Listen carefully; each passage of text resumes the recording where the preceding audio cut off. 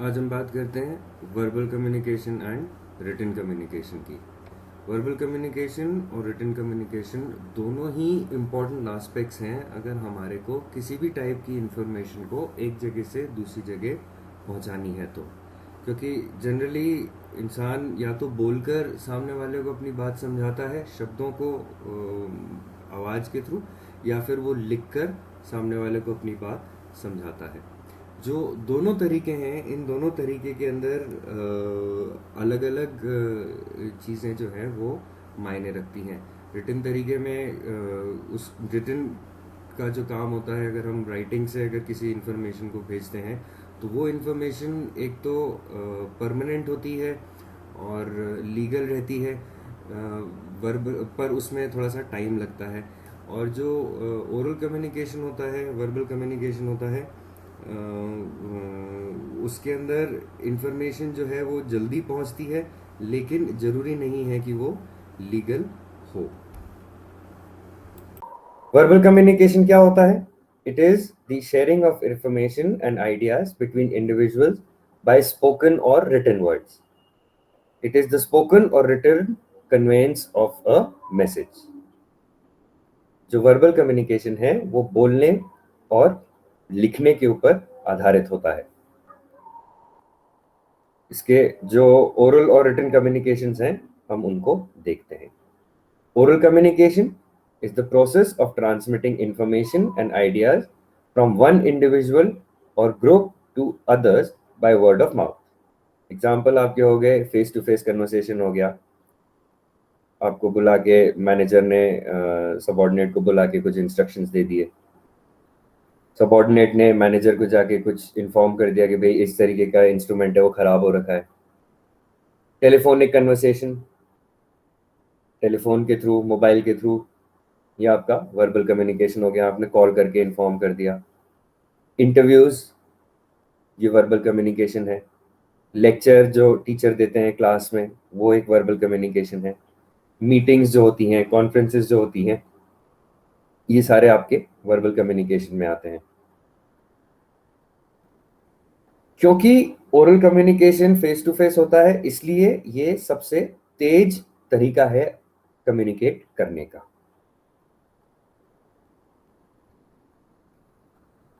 क्या क्या प्रिंसिपल्स हैं एक ओरल कम्युनिकेशन को इफेक्टिव बनाने के लिए? सबसे पहला है proper planning. Before presenting something, there should be proper planning regarding the audience, topics to be delivered, timing, and other factors. So a person must be well prepared to deliver his speech. आपको plan करके चलना चाहिए। आपको जो भी communicate करनी है information, उसके लिए आपको प्लान करना पड़ेगा। आपको देखना पड़ेगा कि आपकी ऑडियंस किस टाइप की है, स्टूडेंट्स फाइनल ईयर के हैं कि स्टूडेंट्स फर्स्ट ईयर के हैं। आपको जो टॉपिक पढ़ाना है वो आपको पता होना चाहिए, कितनी देर पढ़ाना है, कितने बजे से पढ़ाना है। लंच, अदर फैक्टर्स में आप लंच के बाद की क्लास है, लंच से पहले की क्लास है, सुबह की पहली क्लास है, तो ये सारी चीज़ें आपको पता होनी चाहिए, आपको प्लान करके चलना चाहिए। Clear pronunciation, all the words should be clearly and correctly pronounced. There should not be any lack of clarity. आपका जो बोलने का तरीका है, शब्द को प्रोनाउंस करने का तरीका है, वो बहुत क्लियर होना चाहिए। अगर आप अपने शब्दों को क्लियरली प्रोनाउंस नहीं कर पाओगे तो सामने वाले को शब्द समझ में नहीं आएंगे, वो सोचेगा कि मन मुंह में ही बड़बड़ कर रहा है। Concise and complete message. Effective oral communication desires that a message should be brief, concise and complete. जो भी आप मैसेज देना चाह रहे हो वो छोटा होना चाहिए, टू द पॉइंट होना चाहिए और पूरा होना चाहिए। मतलब ऐसा नहीं है कि आपने बोलना शुरू किया तो आप एक एक घंटे तक बोलते ही जा रहे हो, क्योंकि आपको ये नहीं पता कि सामने वाले के लिए उसके टाइम की क्या अहमियत है। हो सकता है वो कहीं बिजी हो और आपने मीटिंग बुला ली और उस मीटिंग के अंदर आप एक घंटे तक लेक्चर ही दिए जा रहे हो, तो उस मीटिंग का भी कोई तुक नहीं रहेगा, आप अपना भी टाइम बर्बाद कर रहे हो और दूसरे का भी टाइम बर्बाद कर रहे हो। फिर ओरल कम्युनिकेशन के अंदर एक लॉजिकल सीक्वेंस होना चाहिए। The speaker should present his message in a logical sequence to make the message constructive, attractive, vivid and forceful. अगर आपके मैसेज के अंदर लॉजिक नहीं होगा, एक स्टोरी लाइन नहीं होगी तो सामने वाला कंफ्यूज भी हो सकता है। एक राजा था, एक रानी थी, शेर मर गया और जंगल में आग लग गई और फिर वो जंगल में पहुंचे। तो इस कहानी का कोई तुक नहीं बैठता, इसका कोई लॉजिक नहीं है, इसका कोई लॉजिकल सीक्वेंस नहीं है। फिर natural voice and tone. Any sort of unnatural voice may distort the message. So the message should be presented in a natural voice of the speaker. The tone of the message should be according to the situation so that it can appeal the emotions of the audience. जब अपने major साहब बोलते हैं Instagram पे और YouTube पे, वो कितना गुस्से से बोलते हैं, उनकी जो टोन है, उनकी जो वॉइस है, वो एकदम से गुस्से में हो जाती है। जब वो गुस्सा होते हैं तो हमारे को उनकी बात की अहमियत भी समझ में आती है।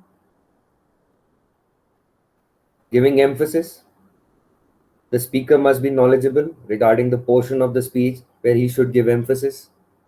Giving emphasis on some important points will help draw the attention of the audience. एक किसी पर्टिकुलर टॉपिक के ऊपर आप बात कर रहे हो और उस पर्टिकुलर टॉपिक पे आप बात करते हुए कुछ ऐसा पोर्शन आता है जो कि बहुत ज़्यादा इम्पोर्टेंट होता है। उस इम्पोर्टेंट टॉपिक के ऊपर अगर आप एम्फोसाइज करते हो, आप अपनी टोन ऑफ वॉइस को चेंज करते हो, गुस्सा होते हो या आवाज़ अपनी भारी करते हो, या उस पर्टिकुलर टॉपिक के ऊपर जब आप उस पर्टिकुलर स्पेसिफिक चीज़ के ऊपर आप बात करते हुए इस तरीके से सामने वाले को बताते हो कि उसको समझ में आए, हाँ ये वाला जो पोर्शन है ये बहुत ज़्यादा इंपॉर्टेंट है, इसको हम कहते हैं एम्फेसिस करना। सेलेक्टिंग सूटेबल वर्ड्स, कुछ लोगों के लिए कुछ चीज़ों का अर्थ अलग होता है। मैंने आपको एक एग्जांपल दिया था वी फॉर विक्ट्री का और वी फॉर गाली का। तो इसी तरीके से कुछ शब्द होते हैं जिनके मतलब अलग अलग निकलते हैं अलग अलग लैंग्वेजेस के अंदर। तो द वर्ड्स हैव, क्योंकि वर्ड्स के डिफरेंट मीनिंग होते हैं अलग अलग लोगों के लिए, अलग अलग सिचुएशन के लिए ओरल कम्युनिकेशन में। तो स्पीकर को ये पता होना चाहिए कि कौन से कॉमन वर्ड्स हैं जो कि सिंपल भी हैं और फेमिलियर भी हैं, किसके लिए, ऑडियंस के लिए। ओरल कम्युनिकेशन को कर्टियस भी होना चाहिए। The speaker should be polite, he should be respectful while addressing to the listeners. ये जो चीज है ये एक अच्छा इंप्रेशन बनाने में मदद करती है। और जो स्पीकर है उसके अंदर एक सेल्फ कॉन्फिडेंस होना चाहिए। सेल्फ कॉन्फिडेंस कब होगा, जब उसके अंदर उस पर्टिकुलर टॉपिक के बारे में काफी नॉलेज होगी। और दूसरी बात, सेल्फ कॉन्फिडेंस तब भी होता है जब आपके अंदर किसी चीज की झिझक नहीं होती। इसके एडवांटेजेस क्या हैं? Since oral communication is made in the form of speech and listening, it saves time and reduces cost. The sender of the message can immediately clarify the message if the receiver has any doubts. उसी time पे confusion clear करा जा सकता है। It can foster a better human relationship. अगर senior junior के बीच में बात हो रही है और सीनियर अच्छे तरीके से अपनी बात को समझा पा रहा है या जूनियर अच्छे तरीके से अपनी बात को समझा पा रहा है, रख पा रहा है, और सीनियर का रिएक्शन वो भाप पा रहा है कि हाँ इसको समझ में आ रही है बात, तो वो एक रिलेशनशिप इंप्रूव हो जाता है उससे। इमरजेंसी मैसेजेस को देने का जो तरीका होता है वो ओरल जो तरीका है वो सबसे ज़्यादा क्विक है। ओरल कम्युनिकेशन, आपने फटाफट अपने मैसेज को बोल के सामने वाले को बता दिया और उसने काम कर दिया, तो ये फास्टेस्ट फॉर्म है कम्युनिकेशन का। It is mostly suitable in seminars, conference, meetings where different person can interact and exchange ideas and thoughts.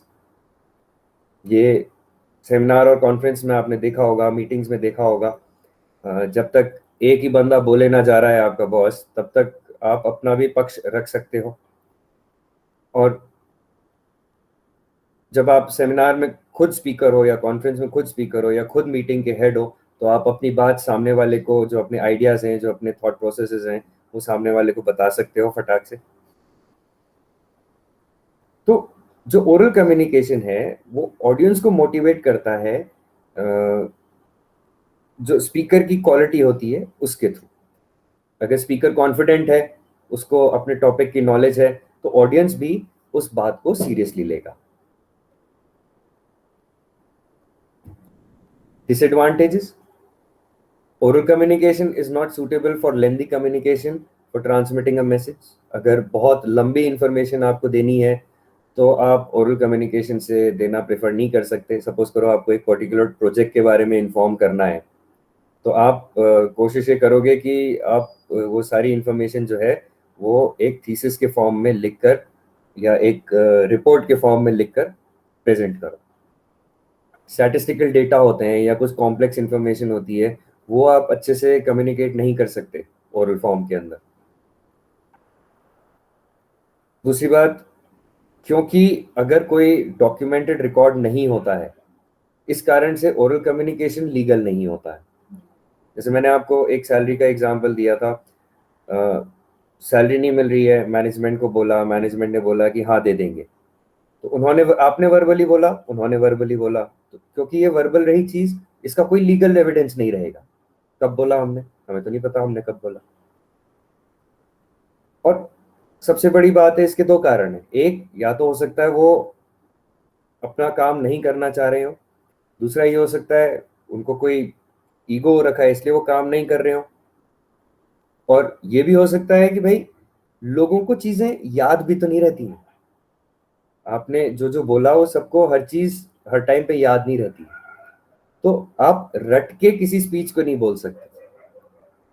बहुत लंबी अगर कम्युनिकेशन है तो उसको आप रट नहीं सकते.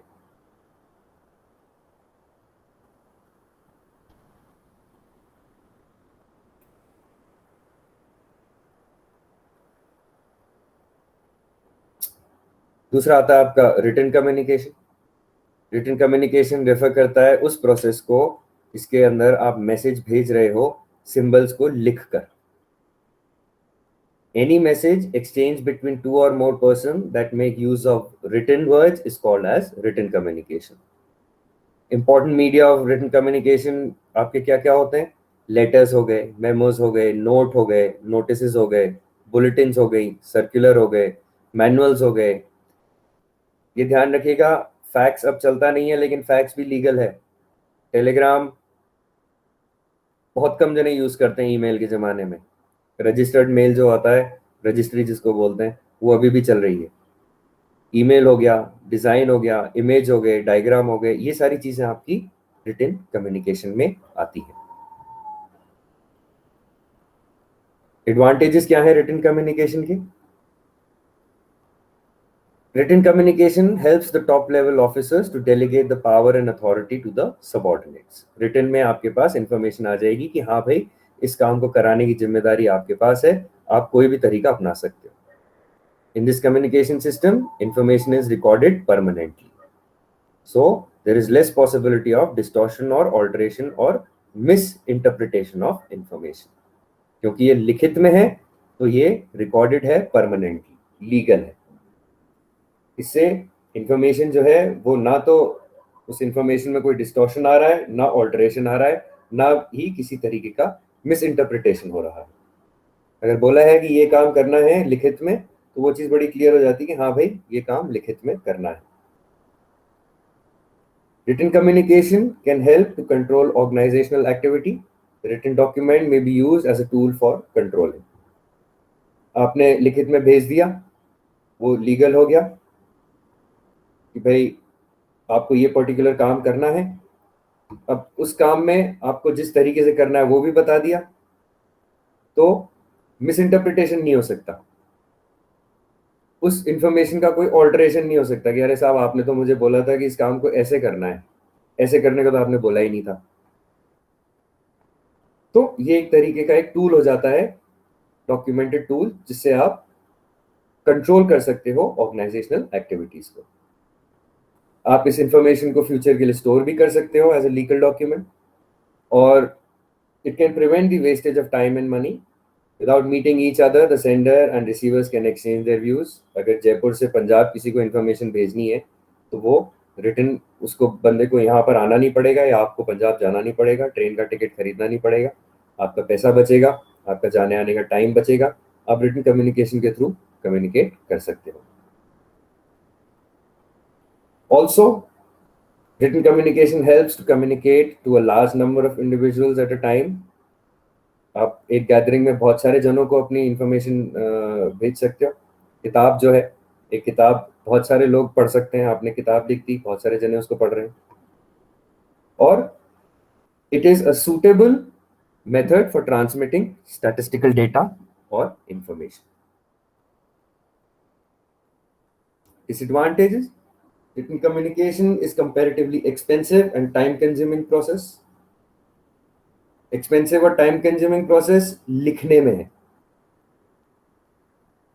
ऊपर वाले पॉइंट में जब हमने बात करी थी कि वेस्टेज और टाइम और मनी को प्रिवेंट करता है, तो यहां पर इंफॉर्मेशन जाने और आने की बात हो रही है। दो जनों के बीच में मीटिंग का टाइम जो है वो खत्म हो सकता है। आप ईमेल से मेल भेज सकते हो।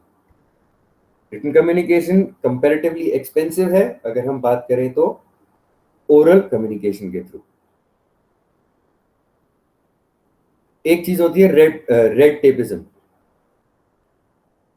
इसमें इंस्ट्रक्शंस जो हैं, ऑर्डर्स जो हैं, वो हायर अथॉरिटी से लोअर अथॉरिटी तक पहुंचते हैं, लेकिन ये जो इंफॉर्मेशन है, ये जो पहुंच रही है, ये थोड़ी धीरे पहुंच रही है।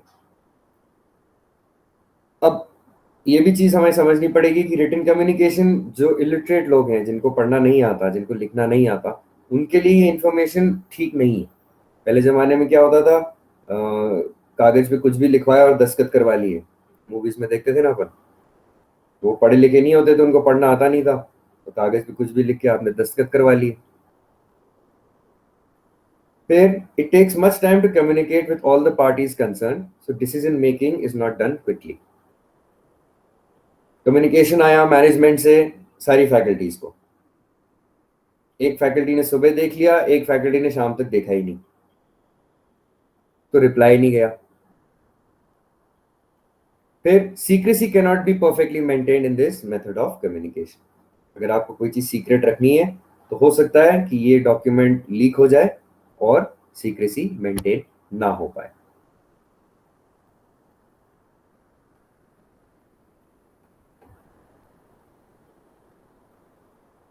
रिटन कम्युनिकेशन को इंप्रूव करने की कुछ गाइडलाइंस हैं।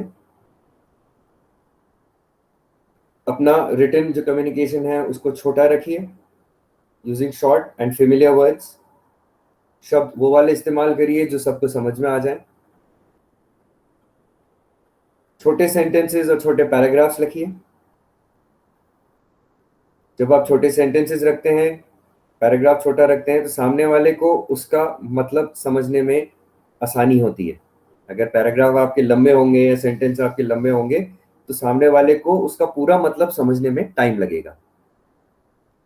टेक्निकल वर्ड्स और जार्गन हमारे को यूज कम करना चाहिए, क्योंकि जो इंडिविजुअल्स उस पर्टिकुलर फील्ड से नहीं बिलोंग करते हैं, उनको जार्गन जो है वो समझ में नहीं आएंगे। जार्गन क्या होते हैं? जार्गन टेक्निकल टर्मिनोलॉजी होते हैं जो कि एक स्पेसिफिक एक्टिविटी के लिए काम में लिए जाते हैं। इंक्यूबेशन, तो इंक्यूबेशन अगर हम बात करें बायोलॉजी के हिसाब से, तो माइक्रोब्स को आप इंक्यूबेट करते हो एक पर्टिकुलर टेम्परेचर के ऊपर।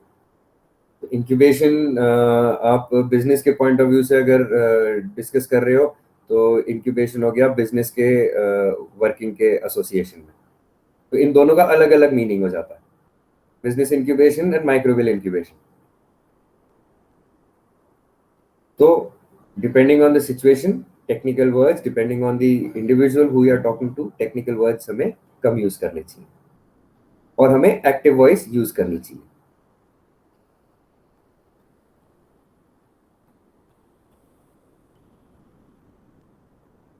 एग्जाम्पल्स देने चाहिए, चार्ट्स बनाने चाहिए।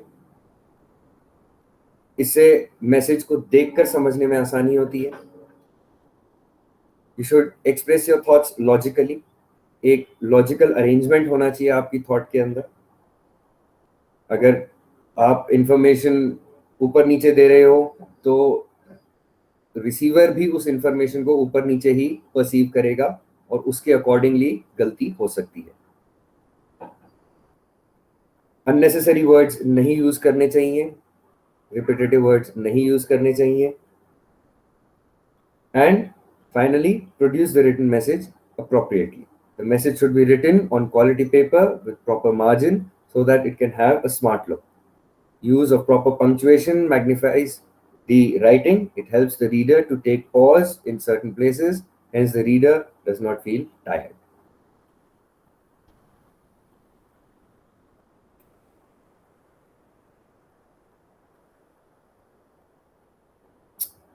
दूसरा आता है आपका written communication. Written communication refer करता है उस प्रोसेस को इसके अंदर आप मैसेज भेज रहे हो सिंबल्स को लिखकर. Any message exchanged between two or more persons that make use of written words is called as written communication. Important media of written communication आपके क्या क्या होते हैं? लेटर्स हो गए, मेमोज हो गए, नोट हो गए, नोटिस हो गए, बुलेटिन्स हो गई, सर्कुलर हो गए, मैनुअल्स हो गए. ये ध्यान रखिएगा, फैक्स अब चलता नहीं है लेकिन फैक्स भी लीगल है. टेलीग्राम बहुत कम जने यूज करते हैं ईमेल के जमाने में. रजिस्टर्ड मेल जो आता है, रजिस्ट्री जिसको बोलते हैं, वो अभी भी चल रही है. ईमेल हो गया, डिजाइन हो गया, इमेज हो गए, डायग्राम हो गए, ये सारी चीजें आपकी रिटन कम्युनिकेशन में आती है. एडवांटेजेस क्या है रिटन कम्युनिकेशन के? Written communication helps the top level officers to delegate the power and authority to the subordinates. Written में आपके पास information आ जाएगी कि हाँ भाई इस काम को कराने की जिम्मेदारी आपके पास है, आप कोई भी तरीका अपना सकते हो. In this communication system, information is recorded permanently. So there is less possibility of distortion or alteration or misinterpretation of information. क्योंकि ये लिखित में है तो ये recorded है permanently, legal है. इससे इंफॉर्मेशन जो है वो ना तो उस इंफॉर्मेशन में कोई डिस्टॉर्शन आ रहा है, ना ऑल्टरेशन आ रहा है, ना ही किसी तरीके का मिस इंटरप्रिटेशन हो रहा है. अगर बोला है कि ये काम करना है लिखित में तो वो चीज बड़ी क्लियर हो जाती है कि हाँ भाई ये काम लिखित में करना है. Written communication can help to control organizational activity. The written document may be used as a tool for controlling. आपने लिखित में भेज दिया, वो लीगल हो गया कि भाई आपको ये पर्टिकुलर काम करना है. अब उस काम में आपको जिस तरीके से करना है वो भी बता दिया, तो मिस इंटरप्रिटेशन नहीं हो सकता. उस इंफॉर्मेशन का कोई ऑल्टरेशन नहीं हो सकता कि अरे साहब आपने तो मुझे बोला था कि इस काम को ऐसे करना है, ऐसे करने को तो आपने बोला ही नहीं था. तो ये एक तरीके का एक टूल हो जाता है, डॉक्यूमेंटेड टूल, जिससे आप कंट्रोल कर सकते हो ऑर्गेनाइजेशनल एक्टिविटीज को. आप इस इंफॉर्मेशन को फ्यूचर के लिए स्टोर भी कर सकते हो एज ए लीगल डॉक्यूमेंट, और it can prevent the wastage of time and money. Without meeting each other the sender and receivers can exchange their views. अगर जयपुर से पंजाब किसी को इन्फॉर्मेशन भेजनी है तो वो रिटर्न उसको बंदे को यहाँ पर आना नहीं पड़ेगा या आपको पंजाब जाना नहीं पड़ेगा, ट्रेन का टिकट खरीदना नहीं पड़ेगा, आपका पैसा बचेगा, आपका जाने आने का टाइम बचेगा. आप रिटन कम्युनिकेशन के थ्रू कम्युनिकेट कर सकते हो. Also, written communication helps to communicate to a large number of individuals at a time. आप एक गैदरिंग में बहुत सारे जनों को अपनी इंफॉर्मेशन भेज सकते हो. किताब जो है, एक किताब बहुत सारे लोग पढ़ सकते हैं. आपने किताब लिख दी, बहुत सारे जने उसको पढ़ रहे हैं, और it is a suitable method for transmitting statistical data और इंफॉर्मेशन.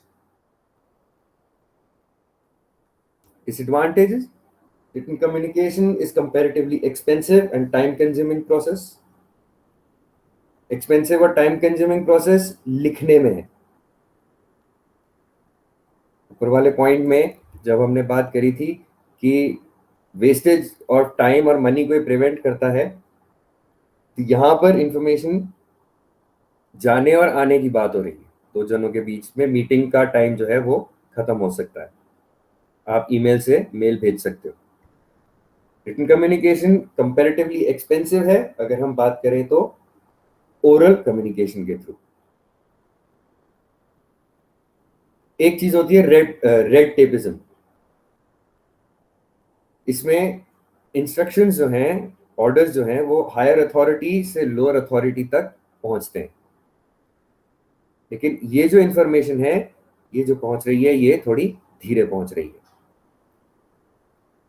अब ये भी चीज हमें समझनी पड़ेगी कि रिटन कम्युनिकेशन, जो इलिटरेट लोग हैं, जिनको पढ़ना नहीं आता, जिनको लिखना नहीं आता, उनके लिए ये इंफॉर्मेशन ठीक नहीं है। पहले जमाने में क्या होता था, कागज पे कुछ भी लिखवाया और दस्तखत करवा लिए। मूवीज में देखते थे ना अपन। वो पढ़े लिखे नहीं होते थे, उनको पढ़ना आता नहीं था, तो कागज पे कुछ भी लिख के आपने दस्तखत करवा लिए। फिर it takes much time to communicate with all the parties concerned, so decision making is not done quickly. Communication आया मैनेजमेंट से सारी फैकल्टीज को। एक फैकल्टी ने सुबह देख लिया, एक फैकल्टी ने शाम तक देखा ही नहीं, तो रिप्लाई नहीं गया। फिर secrecy can not be perfectly maintained in this method of communication. अगर आपको कोई चीज सीक्रेट रखनी है, तो हो सकता है कि ये डॉक्यूमेंट लीक हो जाए और सीक्रेसी मेंटेन ना हो पाए।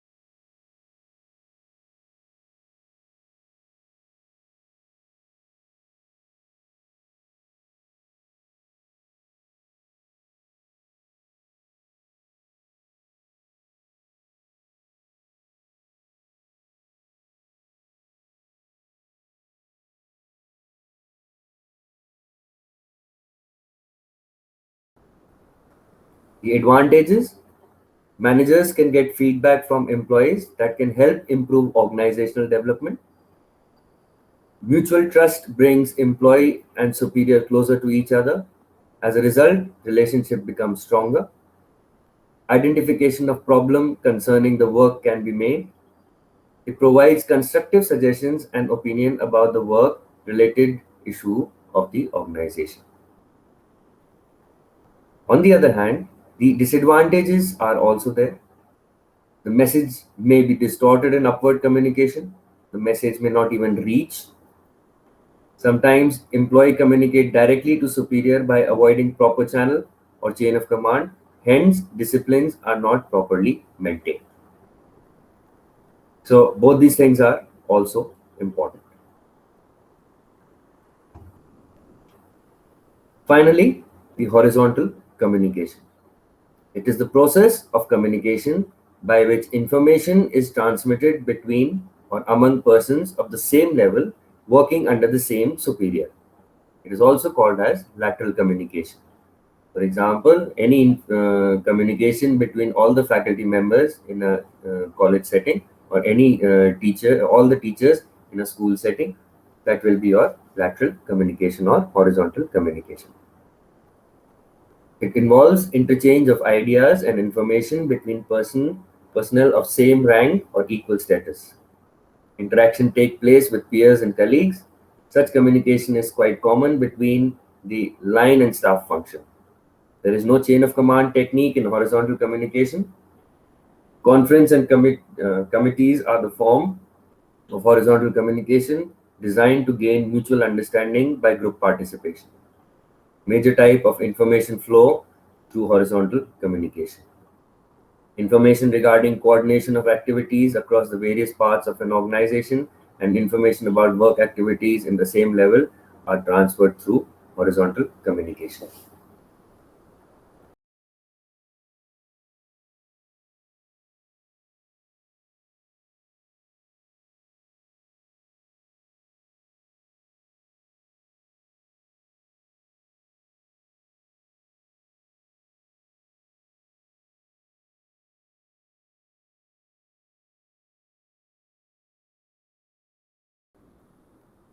What are the advantages and disadvantages of a formal communication? Formal communication helps to maintain authority relationship in the organization. It helps to fix duties and responsibilities to each officer at all level in respect of transmitting and receiving orders, instruction, etc. in proper times. The information has to pass a definite route from one person to another.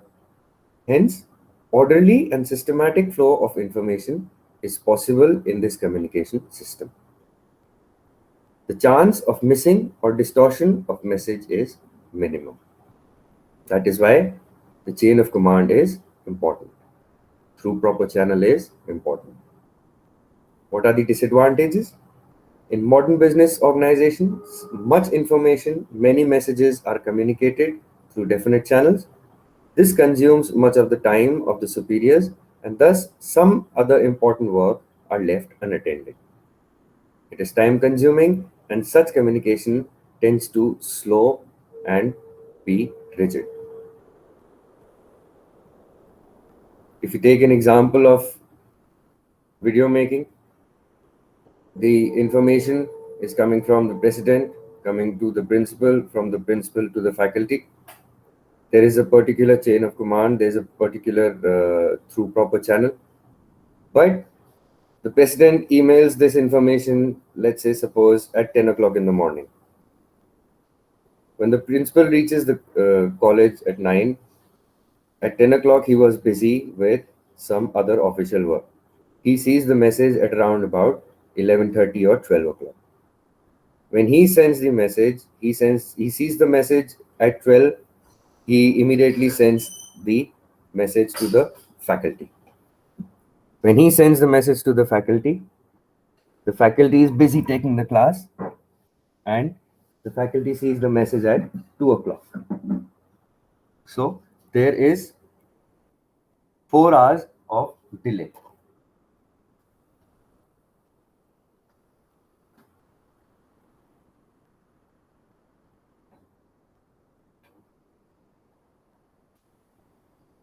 So we can see the disadvantages. Second, the advantage which we are talking, there is a authority in a relationship in the organization. If I or if a faculty member doesn't prepare the video, the principal is going to take, he can take any action against the faculty member. The duties and responsibilities of each individual at all the levels are fixed, and they are carried out in proper times.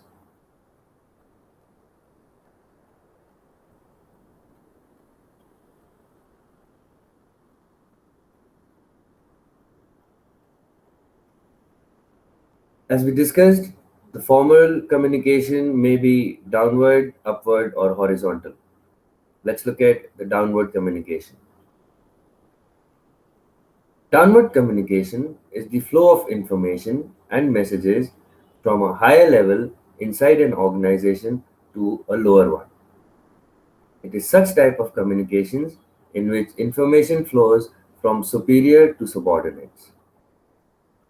According to Bartol and Martin in the year 1991, when vertical communication flows from a higher level to one or more lower levels in the organization, it is known as the downward communication.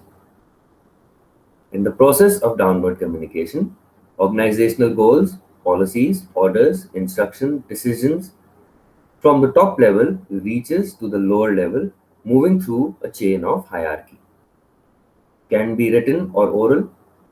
Written forms of downward communication may be made through notice, circular, memos, manual, handbook, annual reports, whereas face-to-face conversation, telephonic conversation, speeches, meeting, etc. are oral media of downward communication. In an institutional setting, the downward communication will be communication coming from the president to the principal to the faculty.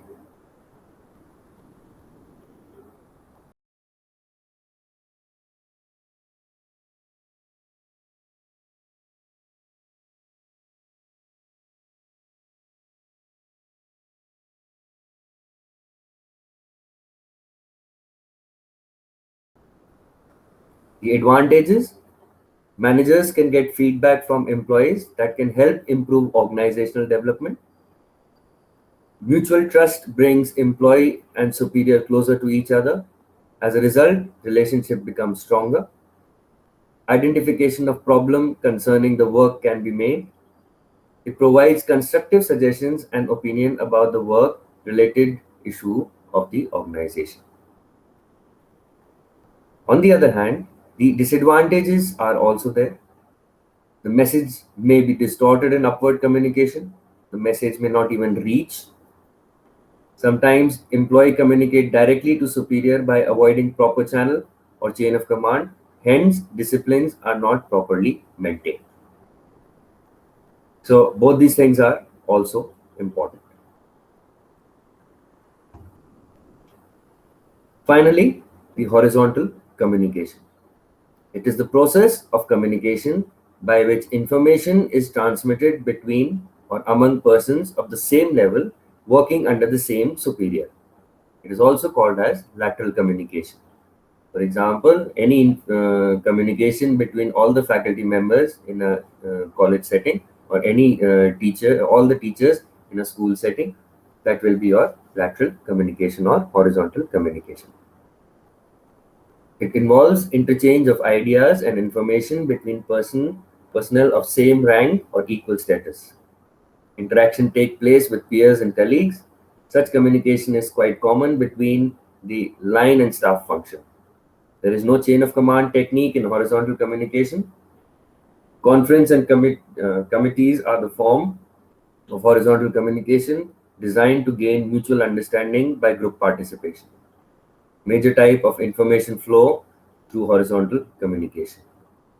Information regarding coordination of activities across the various parts of an organization and information about work activities in the same level are transferred through horizontal communication.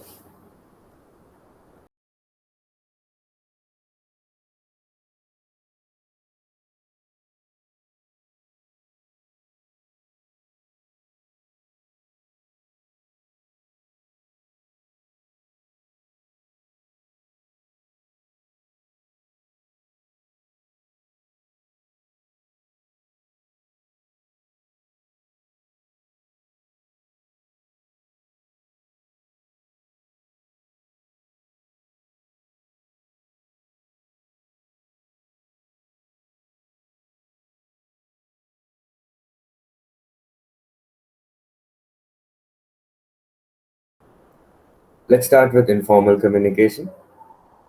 The informal communication is the casual form of communication wherein the information is exchanged spontaneously between two or more persons without confirming the prescribed official rule, procedures, formalities, and chain of command. The informal communications are based on the personal or informal relation such as friends, peer, family, etc. It is free from organizational conventional rules and formalities. It is also known as grapevine communication. According to Borkowski in 2010, grapevine communication is defined as unstructured and informal network formed on social relationship. It is actually an informal vehicle through which message flows throughout the organization. Since grapevine communication is unstructured and not under complete control of management, it moves through the organization in every direction. It moves upwards, downwards, and diagonally, within and without chains of command, between workers and managers. So, what is informal communication? Informal communication वो communication है जो कि आप अपने दोस्तों से करते हो, वो एक इनफॉर्मल तरीके का कम्युनिकेशन हो गया। ऑर्गेनाइजेशन के अंदर भी कभी कभी आप अपने जो डिपार्टमेंट के कलीग्स होते हैं उनके साथ में जो टाइम पास वाली बातें होती हैं, they all these things they come under your informal communication. अब ग्रेप वाइन कम्युनिकेशन भी कहते हैं इनको। ग्रेप वाइन का क्या मतलब होता है? जैसे अपनी अंगूर की बेल होती है ना, किसी भी डायरेक्शन में जा रही होती है, कोई फिक्स उसका वो नहीं होता है कि भाई ऊपर ही जाएगी या नीचे ही जाएगी या साइडवेज ही जाएगी। वो तो बेल जैसे बढ़ती जाती, उसी तरीके से आपका इनफॉर्मल कम्युनिकेशन जो होता है वो भी किसी भी डायरेक्शन में जा सकता है। प्रिंसिपल से फैकल्टी, फैकल्टी से लैब असिस्टेंट, लैब असिस्टेंट से प्रेसिडेंट, प्रेसिडेंट से स्टूडेंट, इस तरीके से कुछ भी उसका डायरेक्शन हो सकता है। इसके अंदर कोई चेन ऑफ कमांड नहीं होती है। और सबसे जो बात इंपॉर्टेंट इसकी ये होती है, क्योंकि इसके अंदर कोई चेन ऑफ कमांड नहीं होती है और ये किसी भी डायरेक्शन में मूव कर सकता है, इसी कारण से इसके अंदर कोई फॉर्मेलिटी नहीं होती है। ये सारी चीजें जो होती हैं ये इनफॉर्मल होती है और इसी कारण से ये सब कुछ मैनेजमेंट के कंट्रोल में नहीं होता है।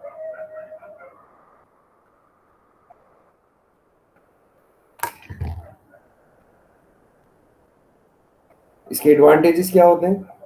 Since information flows quickly through information channel, so management may take advantage to send or receive the message of urgent nature. Subordinates feel free to provide suggestions on different job related issues like work method, procedure, and conditions. Cooperation and coordination can be established through harmonious relationships between management and labor. It helps to increase the level of job satisfaction in the mind of the workers indirectly. Disadvantage: most of the time, informal communication fabricates the real fact and spread rumors. This really damages the working environment of an organization. It is totally unstructured. It does not ensure specific duties and responsibilities. क्या हो रहा है इसमें? इसका advantage ये है कि information जो है वो जल्दी जल्दी अपने एंड पॉइंट तक पहुंच सकती है। कुछ काम करवाना है इम्पोर्टेंट, प्रेसिडेंट साहब ने अपने जो अटेंडेंट है उसको भेज के डायरेक्ट फैकल्टी को इन्फॉर्म करवा दिया कि भाई ये ऐसा काम है, इसको आप खत्म करके फटाफट जमा करो, और ऑफिशियल मेल उन्होंने प्रिंसिपल को भेज दिया। जब तक प्रिंसिपल उस मेल को देखेंगे, मेल देखने के बाद वो अपने सबॉर्डिनेट को ईमेल करेंगे फैकल्टी को, उतनी देर में पीए जो वहाँ पे प्रेसिडेंट का वर्कर है वो जाके डायरेक्ट फैकल्टी को इन्फॉर्म कर सकता है कि भाई ये काम है, आप इसको जल्द से जल्द तैयार करिए।